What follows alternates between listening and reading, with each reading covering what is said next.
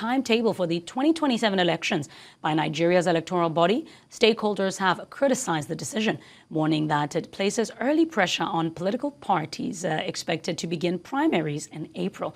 Now, the concerns were raised at a meeting in Abuja, where participants discussed measures to protect the credibility of the 2027 general elections. While acknowledging that the timetable complies with the legal framework, they stress that success will depend on early planning, adequate funding, and respect for the rules of law. Issues highlighted include opposition concerns over electoral reforms, INEC's preparedness, and the growing trend of political defections ahead of the polls. Now, to delve deeper into this, we are joined by Kenneth Eze. He's the Executive Director of the Speak Out Africa Initiative. Kenneth, thank you so much for joining us this afternoon. Now, what are the political implications for the early release and adjustment of the 2027 election timetable? Thank you for having me. Of course, there are very grave implications. And we saw this earlier. The civil society and concerned Nigerians. That was why we protested. We raised a very great concern that the National Assembly has an option to save our democracy. But we saw that the National Assembly, as it is today, the 10th National Assembly, are at war with democracy, even though they are the direct beneficiary of democracy. And I say that because they have done opposite of what their employer, because they are an employee, even though they're a political employee. So it is because 200 Nigerians cannot be in that National Assembly quarters, that National Assembly building. And we sent 109 and 360 to go and represent us. But today, we have employees that are bigger than us, that go away to upturn and to change the wishes and the desires, opinions of Nigeria. So the implications are going to be far-reaching. It's going to be very on both sides, both on the electoral and umpire INEC itself, which they're already crying out. Yesterday, I listened carefully on Channel TV where a national commissioner of INEC, he made a very, very worrying statement, which everybody knows about it, of course, that even them, their hands are tied. They have to obey what is already in the new 2026 Electoral Act.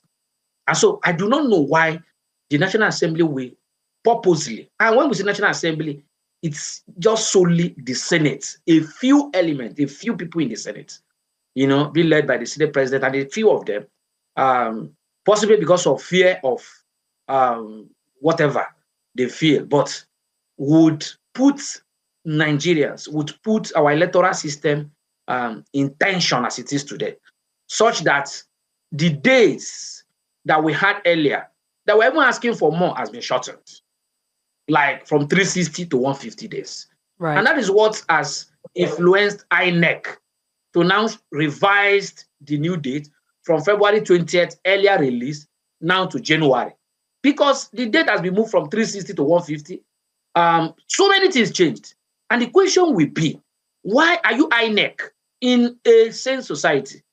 You are supposed to involve INEC and ask them, what is the duration that will be okay for you to conduct? Should we move it from 360 or should we leave it? It appears as if it is the National Assembly that is going to conduct election for us and not the INEC. Because for you to move in that 60 to 150, you have cut that a lot. As we speak today, primaries now will be taking place from April. So the thing is so close that just yesterday, the oppositions have rejected and have said that they cannot meet up. And because there are new provisions in this new electoral act that was not originally there. Example is the political parties that has to digitize all their membership, which will involve members collecting NIN of members, pictures, details across Nigeria to do that within like 30 to 35 days.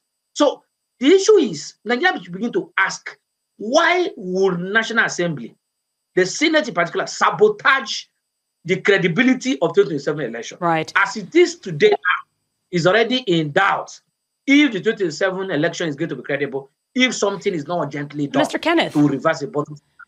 Mr. Kenneth, do you think that the timetable puts unfair pressure on political parties preparing for the primaries? Yes, that is what I just said. Yes.